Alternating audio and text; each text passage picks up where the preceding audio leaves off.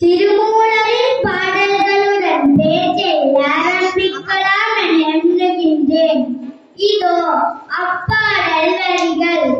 அன்பும் சிவமும் இடனென்ப அறிவில, அன்பே சிவமாவதாகும் அறிகில, அன்பே சிவமாவதாகும் அறிந்தபின் அன்பே சிவமாய் அமர்ந்திருந்தாரே.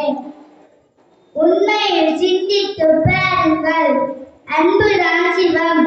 அன்பையும் சிவத்தையும் பிரிக்க முடியாது என்பதை உணர்ந்திருப்பீர்கள் என நினைத்து தொடர்கிறேன்.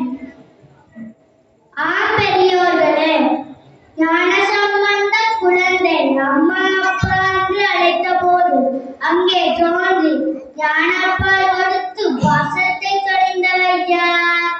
சென்மன செல்விக்கு கூலியாளாக வந்து பெட்டிற்கு மண் சுமந்தவர் யார்? பன்றி குட்டிகளுக்கு தாய்பன்றியாக வந்து கருணை காட்டியவர் யார்? எல்லாம் அந்த பரம்பொருள் என்கின்ற சிவனே. அது மட்டுமா, திருக்காலத்தின் நிலையிலே கண்ணப்பரின் நன்மை மூதவில்லையா? பஞ்சமோக்க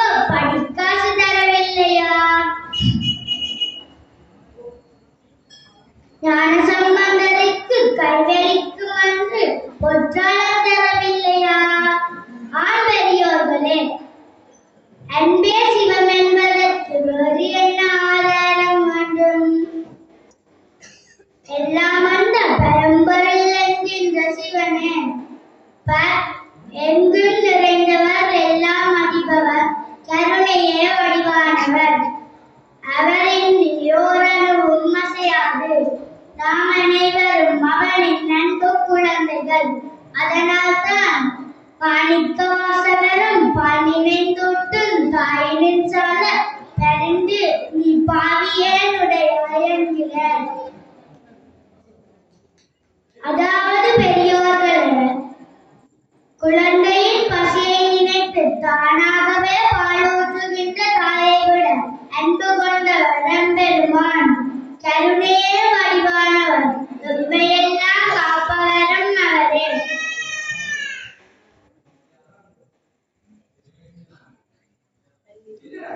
அன்பே சிவம் என்பதற்கு வேறு என்ன ஆதாரம் வேண்டும்? அன்பே சிவன், அன்பையும் சிவத்தையும் பிரிக்க முடியாது என்று கூறி இந்த மேடையில் அன்பே சிவம் என்று பேசியதில் நான் மற்ற மகிழ்ச்சி அடைகிறேன்.